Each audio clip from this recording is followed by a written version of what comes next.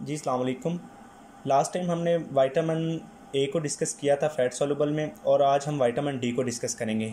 जो vitamin D है basically ये ग्रुप ऑफ स्टेरॉल्स है, और इसका जो फंक्शन है ये हार्मोनल लाइक एक्ट करता है, हैव हार्मोनल लाइक फंक्शन।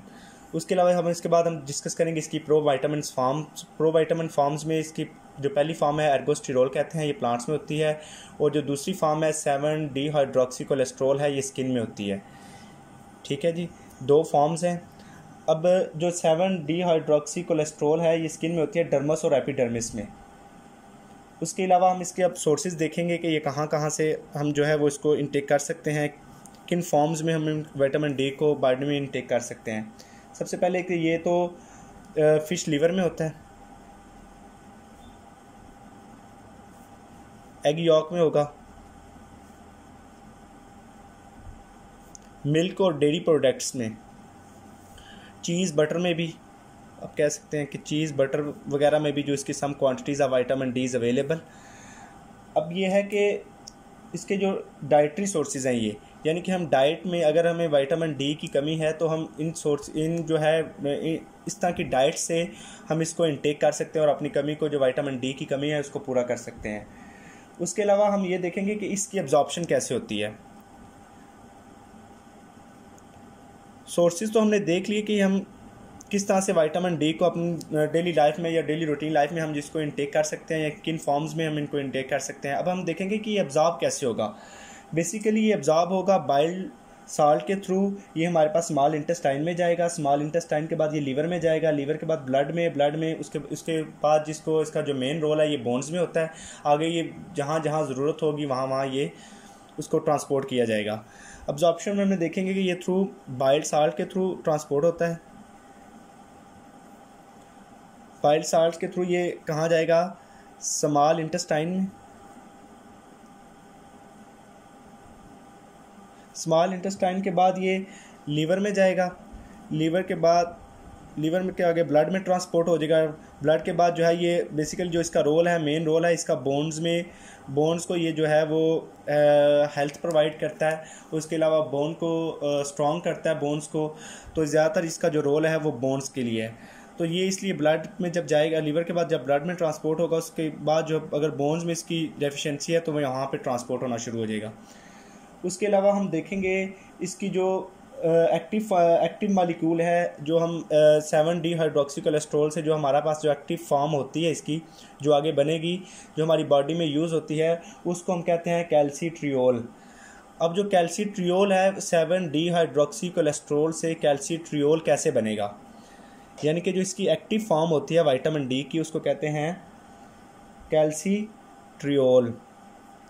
अब कैल्सीट्रियोल जो फॉर्म है वो 7 डिहाइड्रोक्सी कोलेस्ट्रॉल से कैसे कन्वर्ट होगा कैल्सीट्रियोल में। अब ये हम मैकेनिज़्म पूरा देखेंगे कि ये कैसे कन्वर्ट होता है, क्योंकि बेसिक ये जो एक्टिव फॉर्म है ये हमारी बॉडी में यूज़ होती है कैल्सीट्रियोल। इसको हम 1,2,5 डाईहाइड्रोक्सी D3 कहते हैं या कोलीकैल्सीफेरॉल कहते हैं। D3 का हम दूसरा नेम कोलीकैल्सीफेरॉल भी है। अब 1,2,5 डाईहाइड्रोक्सी D3 और कोलीकैल्सीफेरॉल कैल्सीट्रियोल का दूसरा नाम है। अब ये जो 7 डिहाइड्रोक्सी कोलेस्ट्रॉल है इसको कन्वर्ट ये कैसे होता है बॉडी के अंदर कैल्सीट्रियोल या 1,2,5 डाईहाइड्रोक्सी कोलीकैल्सीफेरॉल और D3 में ये कैसे कन्वर्ट होता है, हम ये मैकेनिज़्म अभी देखेंगे कि ये इसमें सबसे बड़ा जो रोल है वो सनलाइट का होता है। इसलिए कहते हैं कि जो सनलाइट है वो विटामिन डी की कमी को पूरा करती है। वो कैसे पूरा करती है आज हम मैकेनिज़्म देखेंगे। सनलाइट हमारी बॉडी के अंदर ये मौजूद होता है, स्किन के अंदर हमारी बॉडी में ये मौजूद है। सनलाइट जब पड़ेगी तो उसके बाद ये कन्वर्जन होगी कैल्सीट्रियोल में, तब ये जो कैल्सीट्रियोल है ये बॉडी में यूज़ होगा। एक्टिव फॉर्म ये है, इसकी जो एक्टिव फॉर्म है विटामिन डी की वो कैल्सीट्रियोल है। इतनी आपको बात की समझ आ जाएगी। अब हम सनलाइट को देखेंगे कि सनलाइट का क्या रोल है, जो हमारे पास 7 डिहाइड्रोक्सी कोलेस्ट्रॉल को कैल्सीट्रियोल में कन्वर्ट करने का जो सनलाइट का रोल है हम देखेंगे कहाँ कहाँ पे जाके ये हाइड्रोक्सिलेशन होगी। फिर जाके हमारे पास वो एक 2 स्टेप्स में हमारे पास हाइड्रोक्सिलेशन होगी, उसके बाद जो है वो कैल्सीट्रियोल बनेगा। अब हम देखेंगे कि 7 डिहाइड्रोक्सी कोलेस्ट्रॉल। अब क्या है, सनलाइट है, जब ये हमारी स्किन के ऊपर पड़ेगी सनलाइट, स्किन के अंदर हमारे पास क्या मौजूद है, 7 डिहाइड्रोक्सी कोलेस्ट्रॉल मौजूद है। ठीक है, अब जब सनलाइट हमारे पास स्किन के ऊपर पड़ेगी तो क्या होगा कि जो विटामिन डी कैल्सीफेरॉल है, यानी कि जो ये चीज़ इसको सिंपल ये कह दें कि जब सनलाइट 7 डिहाइड्रोक्सी कोलेस्ट्रॉल पे पड़ेगी तो ये ट्रांसपोर्ट हो जाएगी लीवर के अंदर, transported to liver to vitamin D binding protein. ठीक है, ये क्या हो जाएगी, ट्रांसपोर्टेड टू लीवर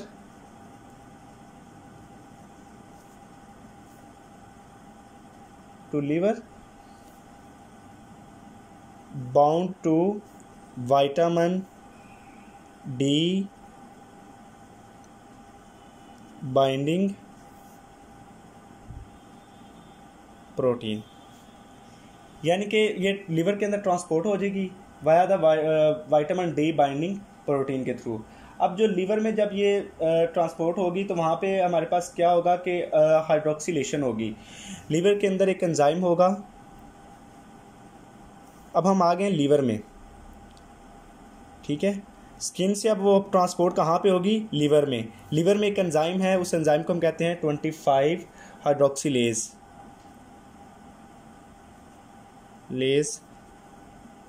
एंजाइम। अब जो 25 हाइड्रोक्सिलेज एंजाइम है वो इसकी जो 25th पोजीशन के ऊपर हाइड्रोक्सिलेशन करवाएगा। ठीक है, 25th पोजीशन के ऊपर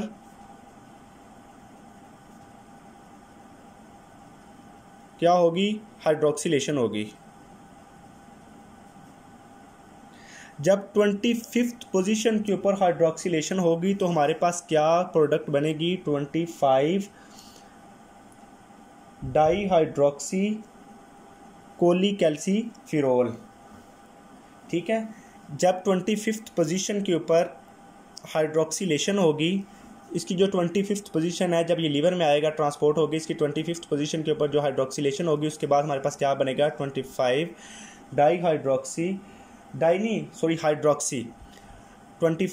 हाइड्रोक्सी कैल्सीफेरॉल। ठीक है, डाई नहीं बनेगा, डाई हमारे नेक्स्ट स्टेप में बनेगा जाके 25 हाइड्रोक्सी कोलीकैल्सीफेरॉल। हम इसको फॉर्म में भी लिख सकते हैं 25 हाइड्रोक्सी कोलीकैल्सीफेरॉल।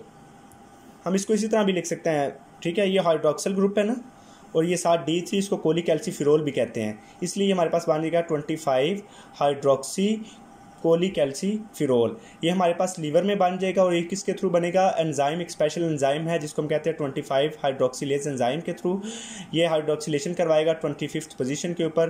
ठीक है, जो हाइड्रोक्सिलेशन होगी उसके बाद हमारे पास ये प्रोडक्ट बन जाएगी 25 हाइड्रोक्सी कोलीकैल्सीफेरॉल। उसके बाद ये प्रोटीन के साथ बाइंड होगा, स्पेसिफिक प्रोटीन के साथ बाइंड होकर ये हमारे पास किडनी में जाएगा।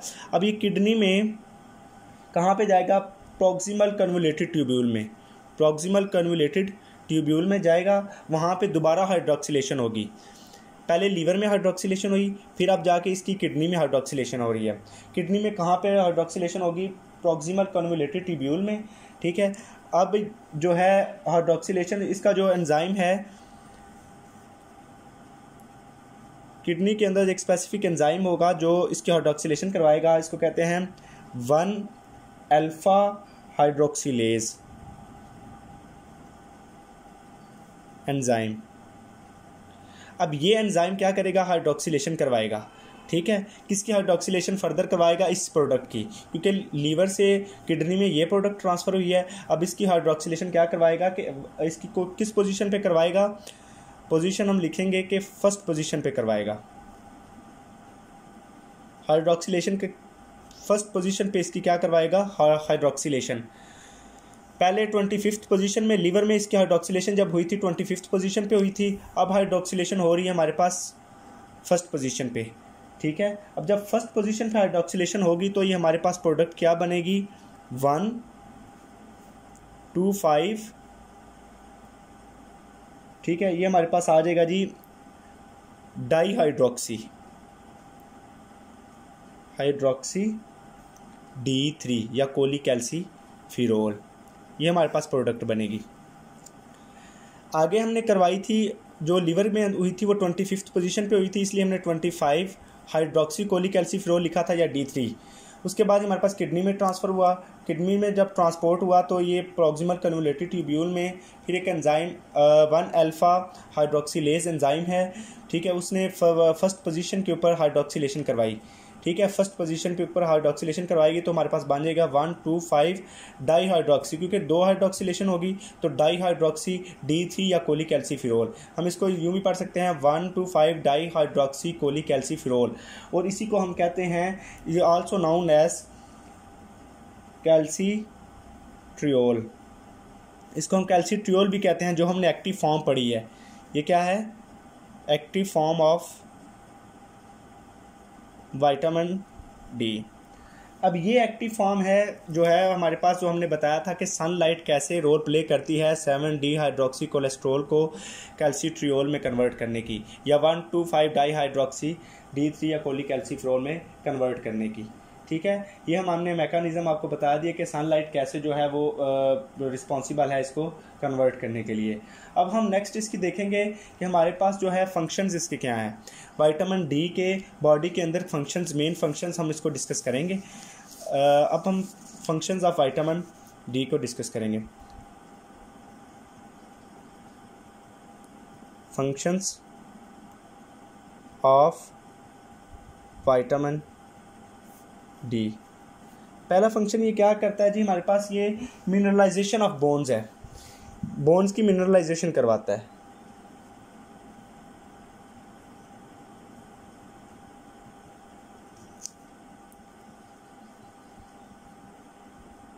ठीक है, बोन्स की मिनरलाइजेशन आ गया। उसके बाद इसका जो मेजर इसके दो ही फंक्शंस हैं, एक तो बोन की मिनरलाइजेशन करवाता है, दूसरा ये है कि कैल्शियम और जो फास्फोरस है इसको, इसकी एब्जॉर्प्शन करवाता है। अब जब विटामिन डी कैल्शियम और फास्फोरस की एब्जॉर्प्शन करवाएगा, अगर इसकी डेफिशिएंसी हो जाएगी तो हमारे पास कैल्शियम और फास्फोरस की जो एब्जॉर्प्शन है वो हमारे पास कम हो जाएगी, ये एब्जॉर्ब नहीं होगा। अब हम देखेंगे कि इसकी डेफिशिएंसी क्या इफेक्ट कॉज या क्या चेंजेस लाती है बॉडी के अंदर या पर्सन के अंदर, जो जिसके अंदर विटामिन डी की डेफिशिएंसी होगी। अगर इसकी डेफिशिएंसी चिल्ड्रन में होती है, बच्चों में अगर इसकी डेफिशिएंसी होगी तो ये एक डिजीज़ काज करेगी जिसको रिकेट्स कहते हैं। रिकेट्स एक डिजीज़ है, उसमें ये होगा कि जो इसके बच्चे की जो बोन्स है वो सॉफ्ट और कमज़ोर हो जाएंगे, सॉफ्ट और वीक हो जाएंगी, यानी कि नरम और कमज़ोर हड्डियाँ उसकी जो हैं बच्चे की वो नरम और कमज़ोर हो जाएंगी। उस जो सिचुएशन है या उस डिज़ीज़ को हम रिकेट्स कहते हैं, और ये due to the deficiency of vitamin D in childrens, ठीक है। रिकेट्स का बता देता हूँ मैं आपको थोड़ा सा कि softening and weakening of bones, ठीक है। अब अडल्ट्स में इनकी इसकी क्या जो है वो डिज़ीज़ है या क्या ये डिज़ीज़ काज करेगा, विटामिन डी की जो डेफिशिएंसी है ये क्या असरअंदाज करती है, इसमें आएगी कि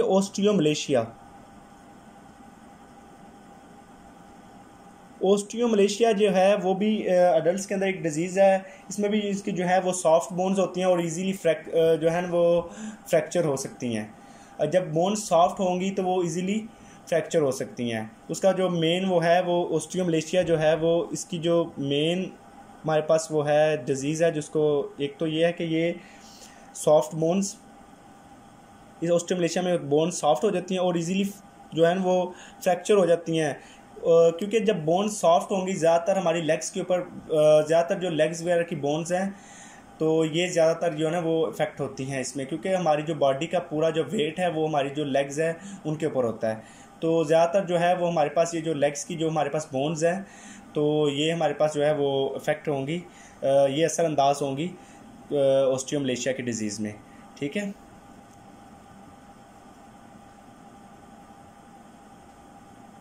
अच्छा, उसके अलावा हम देखेंगे कि जो अब हमने इसके डेफिशिएंसी को भी हमने इसको जो है वो किया। अब हमने इसकी देखेंगे जो हाइपर विटामिनोसिस, एक तो हमने डेफिशिएंसी देखी, अब हम हाइपर विटामिनोसिस देखेंगे कि उसमें क्या जो है वो, अगर इसकी जो हम एक्सेस अमाउंट में जो विटामिन डी को इनटेक कर लेते हैं फिर हमारे लिए क्या जो है वो बॉडी के अंदर क्या चेंजेस आती हैं,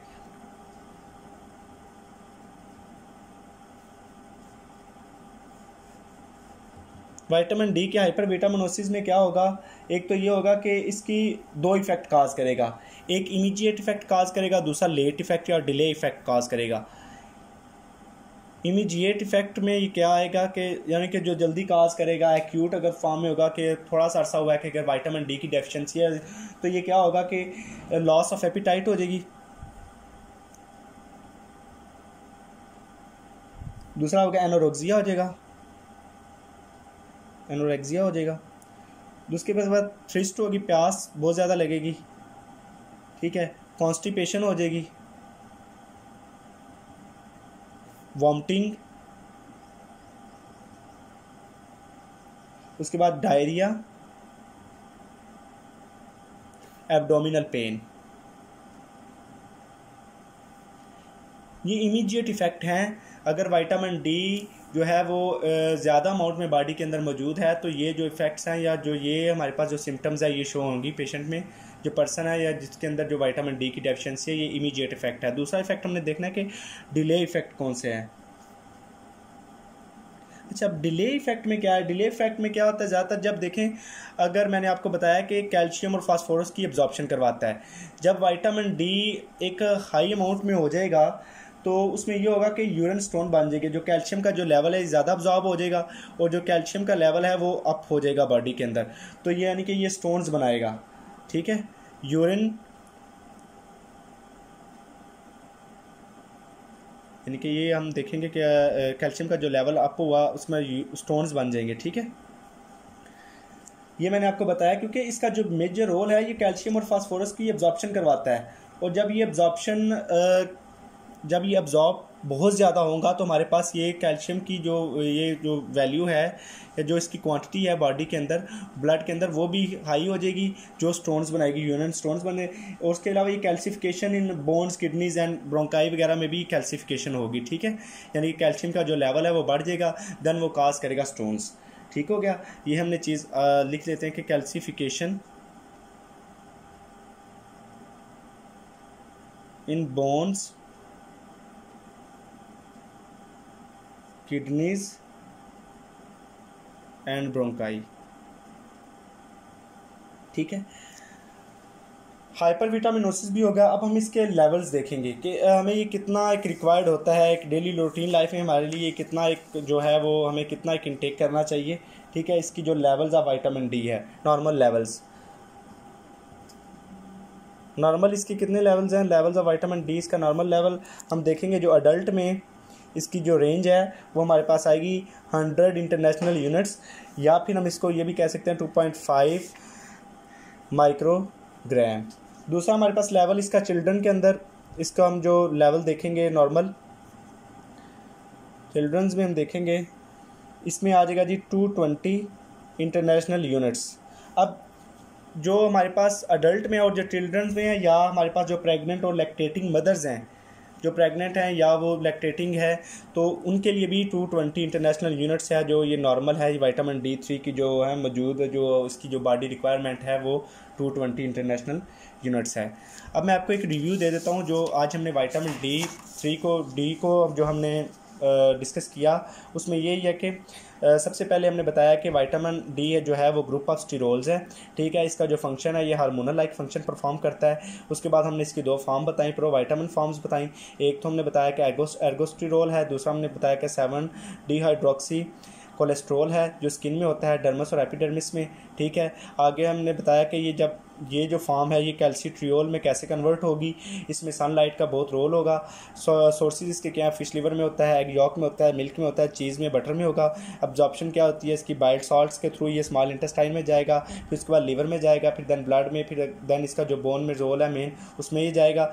देन उसके अलावा हमने आगे इसमें देखी जो इसकी जो हमने देखा कि जो 7 डिहाइड्रोक्सी कोलेस्ट्रोल से कैल्सीट्रियोल कैसे बनता है, सनलाइट हमारी स्किन के ऊपर पड़ती है तो ये ट्रांसपोर्ट जो ये 7 डिहाइड्रोक्सी कोलेस्ट्रोल ये transported to liver via the vitamin D binding protein. जब ये लिवर में जाएगा तो लिवर में एक मखसूस एंजाइम 25 हाइड्रोक्सिलेस एंजाइम होता है जो 25th पोजीशन के ऊपर हाइड्रोक्सिलेशन करवाएगा।